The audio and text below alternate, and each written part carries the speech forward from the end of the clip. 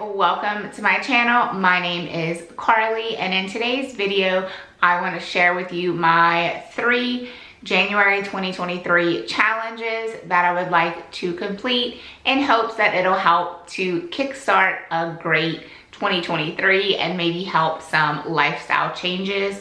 So I'm focusing these 3 challenges for January because they're all like 30-day type challenges.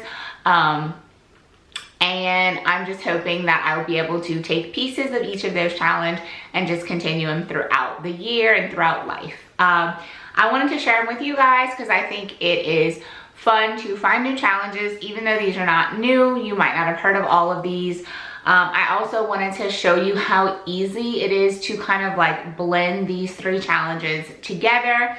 And I'm hoping maybe some of you will start these challenges with me and we can hold each other accountable. I do plan to post update videos about this. And so I just want to share them with you guys. So quickly, I'm going to just name the 3 challenges and then I'll go into detail about each one. We have a daily savings challenge, a no buy, low buy, and I'll explain why I'm using both terms. And then a 30-day minimalist challenge. I'm not trying to become a minimalist in 30 days. I don't think that's not my end goal, but I do like the challenge, so that's why I'm doing it. I just wanted to be clear of that from the get-go. So first, the daily money savings challenge. This one's pretty black and white. You either save the money or you didn't. The others, I feel like there's a little bit of rule bending you can maybe go with. So this challenge, the one that I picked, and you can find templates for this online. I did not do that, but you definitely can. Some people use envelopes where you label it every day of the month. You put that number on an envelope and you use it that way. So the challenge I'm doing is every day you save that day amount, that number amount of money. So on the 1st, I'll save $1. On the 5th, I'll save $5. On the 21st, $21, and so on. If I save for the 31 days in January, I will save up $496, which is gonna help me kickstart my little DIY fund. There's a few home DIYs I wanna get done towards the end of the year. So I think that this will kind of help me kickstart that fund on the side, and I can continue to contribute to it until we start those projects. Next is the no buy, low buy. I have a few reasons for this. I believe that your reasons behind these challenges are very important because it'll help to motivate you. So my reasons for this is, for one, it will help me to save money for those things that I want throughout the year. It'll definitely help me with the money saving challenge. If I'm not buying things, I should have some extra cash to put aside.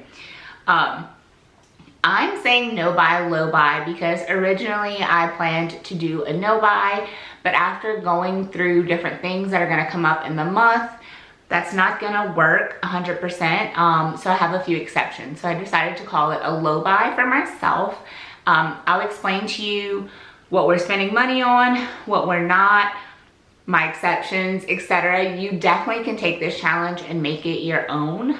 So the things that I will not be purchasing are things like new clothing, home decor, school and office supplies, candles, cleaning supplies, fast food, coffee on the go, and just extra things like that. The things that we will be buying or spending money on is bills, food, personal hygiene, things that are an absolute necessary. But kind of going, I guess this is almost like another challenge in itself, but I think it fits in really well, is I'm gonna use it all up. So what I'm meaning for that is makeup. I don't really have a favorite lip gloss right now. So when I run out of the one I have on my lips, I would like to use up some others because I know that they're getting close to their expiration dates and I don't want to throw all that away. Shampoo. I have one that I really prefer over the other, but the other one's not bad. So I need to use both before I purchase another one.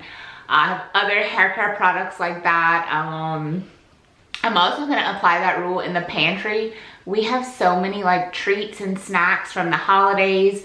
in that like bottom shelf of my pantry that we really need to work our way through that before I'm buying extra treats and snacks, because those aren't like, you know, your meals that you really, I guess, your necessities when it comes to food. So I want to work my way through what we have first before I'm buying all this stuff. Now, for those of you who like to keep an excess stock of things like an extra deodorant, toothpaste, whatever, if that's something that you want to continue to do, then I'm not saying like to work through all of your stock and then stop. For me, it's like the extra things that might go bad. When I make an order from Grove, I always order 2 toothpastes, 2 things of toilet paper, 2 whatever it is that I'm buying, dish soap, whatever. And I do that so I don't have to order as frequent. What I mean, and this is going to be different in every household, is I have way too much lotion in different scents and different things, and I really need to work through that. I don't want to use the one hand lotion that's right here and say, oh, okay, I need to repurchase this one. No, I need to use the rest that's in this cabinet over here, get them done with, and then I'll repurchase my favorite. So again, that's personal. You customize it for what works to you, for you and your family. But I'm really excited to kind of pay more attention and not bring in extra things. Okay, so here are our exceptions. First exception is my daughter and I are going to camp in a few weeks. Today is the 30th. I do not have everything we need. We have a set packing list we need to follow. So I will be buying those items. Hopefully we can use them multiple times in years to come, and it's not a one-time purchase. Also with camp, we are riding with other people, which even if we weren't, it's a few hours away. We are picking up meals on the way and on the way back, meals or snacks, which will probably be fast food or at least eating out, which is something I don't want to do in January. So that's kind of out of my control, which is why I'm saying low buy instead of no buy, because I'm breaking a few of the rules. And I feel like once you break and bend too many, I have to go with low buy, not no buy, right? So for me, what's gonna help me with this no buy, low buy is I'm gonna avoid going into stores a little bit. Not that I wanna avoid going into Walmart and Target and the grocery store forever, but I do want to try to change my mindset a little bit of not needing so many things or wanting so many things that I just see in the store that I really don't need. So I'm gonna try to do a lot of grocery pickups and things like that. It's just easier. I'm looking online, I'm picking exactly what we need for the week. And I'm not tempted by all of the great things when you first walk in or on the end caps or at the register or whatever. So I love grocery pickup. I use it a lot, but I definitely still go into the stores, and I love all the holiday and seasonal things. I just really enjoy that. I'm not saying I won't ever buy those things again, but I would like to scale back a little bit. And that's it for that challenge. The next challenge is the 30-day minimalist challenge. So I've already mentioned that I'm not trying to become a minimalist, but I think right now we have too much stuff. We do not need all of these things. And so I would like to do this challenge. I actually did it years ago, but it was about, I don't know, maybe like 6 months or so before we moved into this house that we're in now. My daughter was very small, and so moving into a bigger space and, you know, just growing as a family, we acquired a lot more things, and I would like to do it again. This challenge was created by The Minimalist. They have a YouTube channel. I've been seeing it pop up recently. I'm not sure if it's because I've been talking about it within my household and, you know, Alexa and Google and everyone is listening, or if it's just becoming popular because it's the new year. But I'm gonna go ahead and do the 31 days because I believe I have enough stuff to do that. You do what works for you. So if you commit to this 30-day minimalist challenge, it's similar to the savings challenge. On day 1, you're gonna get rid of 1 thing. On day 5, 5 things. 21st, 21 things. If you do it for 30 days, which is what the challenge is called, that's 465 items. I believe I have enough to go to the 31 days, so I'm gonna do 496 items. Now, I have rules set in place for myself, and I think before going into this challenge, if you decide to do it, you should definitely set rules for yourself, set boundaries. You don't want to declutter something that you're going to regret later. It is going to be a challenge, definitely. I mean, almost 500 items is a lot, but I also really think that I could get rid of that many items and I will be okay. So set yourself some rules. If you think that that's too many items, maybe do something like 10 items per day, which would only be about 310 items.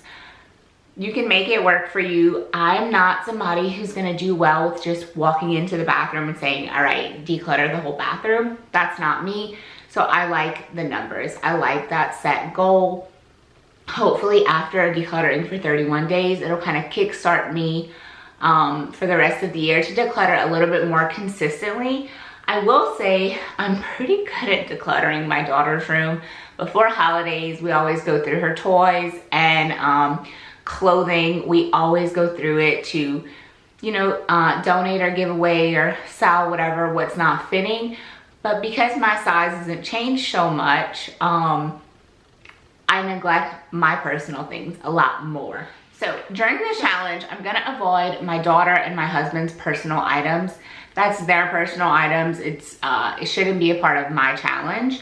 What I'm gonna work on is rooms as a whole, like family items, maybe like games with missing pieces, you know, like something like that is for all of the family, but it's not specifically for one person, like my husband or my daughter. All of my personal belongings are game. It's my challenge. Any of the like household items, things like that. If it is something that I think my daughter or my husband maybe would want to keep, then I will definitely confirm it with them because this is their home as well. And I want to make sure that they're okay with that. But I think most of the stuff that I'm going to go through, they probably won't even notice. So I've watched a lot of videos about decluttering and things like that. And if you have not watched a lot of those videos, but by some chance you're watching this one, I want to share these things with you so you don't have declutter regret later. So I already mentioned sentimental items. If you come across something sentimental, but you need one more item to declutter for the day, don't do it. Don't get rid of that sentimental item if you're just not sure. Look for something else. Or, you know, cut your losses for that day. If you were supposed to get rid of 11, but you only found 10, and you are looking at this, I don't know, plant pot, plants right there, that just means a lot to you, then think about it, put it on the side, gather your thoughts, and come back to it later on in the challenge or just later on down the line. Don't get rid of something that you think you might regret later, because then that's just gonna stop you from wanting to declutter later. So, you know, give yourself some grace. You don't have to always meet these goals just because on paper it looks nice. Don't hurt yourself by decluttering something that you're not sure of. And then another rule I kind of saw is be cautious when decluttering seasonal items that's not in season and the season didn't just pass. So for example, if you live in the US or anywhere that is currently in winter, don't necessarily declutter your summer items right now because summer was a few months away and you might end up decluttering something that you really want. Unless it's maybe something that's like dingy or you're digging through and you realize it has a hole, it can't be fixed, or you lost a bunch of weight or maybe gained a bunch of weight and you just know you won't wear that item. But be careful when you're decluttering things that you haven't touched in a while because it's seasonal specific, because you don't want to have regret again later. You don't want that to stop you from continuing to declutter. So the way that I plan to do this challenge is, of course, my husband and my daughter's things are off limits. I already said that. But I want to focus on one room at a time. And the way I'm going to do that is, I haven't decided what room I'm going to start in yet. But like, I'm going to start in the kitchen. I'm going to focus, well, I might start in the kitchen. And I'll focus my days in the kitchen until I'm like, okay, I don't think I have anything left to declutter in this room. let's move on to somewhere else. I just want to do it that way. I want to focus in one space at a time. And if I'm on day 11 but only find 4 things, then I will finish in another room. That's totally okay. That's just my personal preference. You do not have to do it that way. And then my why. My why for the 30-day minimalist challenge. Out of the 3 of these challenges, the one that I really want to stick to the most is this one. I want to make sure that I can complete it. Is because I feel overwhelmed in my house. I feel like we have too much. I'm constantly cleaning, rearranging things, moving items to get to that one specific thing. I'm noticing that I'm picking up items that we're not even really using. It's just out because something else was near it or whatever. But I think that we just have too much stuff. I personally feel like if we were able to get rid of a lot of this stuff, then I would be able to appreciate other items that I have a lot more. I would be able to spend less time cleaning and reorganizing, more time either just to myself or with my family. One challenge that my daughter and I did last year was the 1,000 hours outside.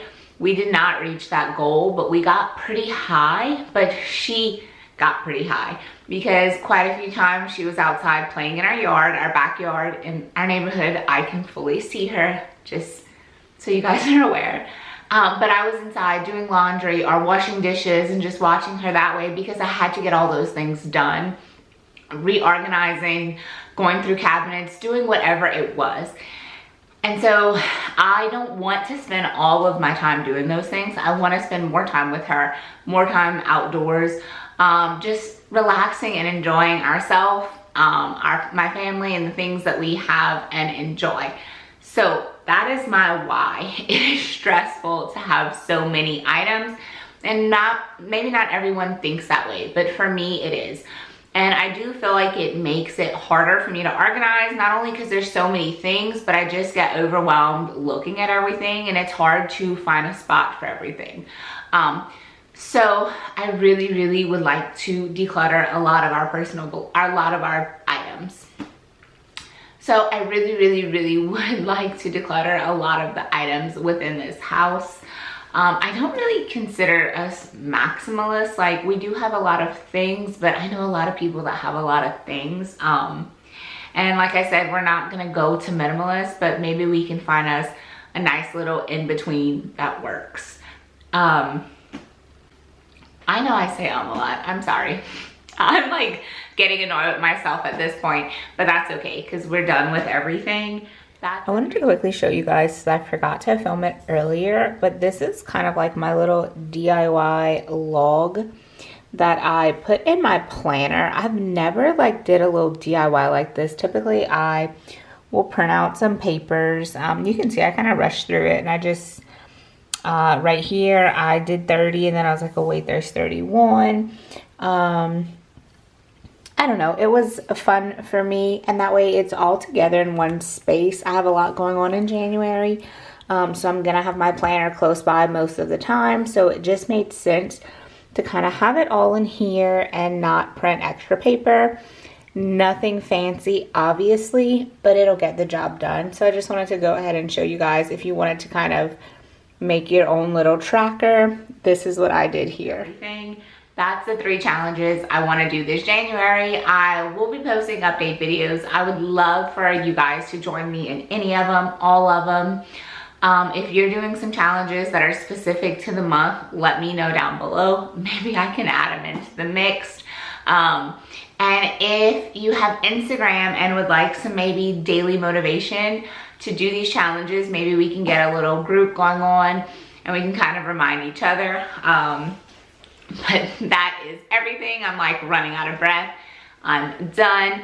I hope you guys enjoyed this video. I hope that you decide to do one of these challenges and make it work for yourself. And I will see you guys next time.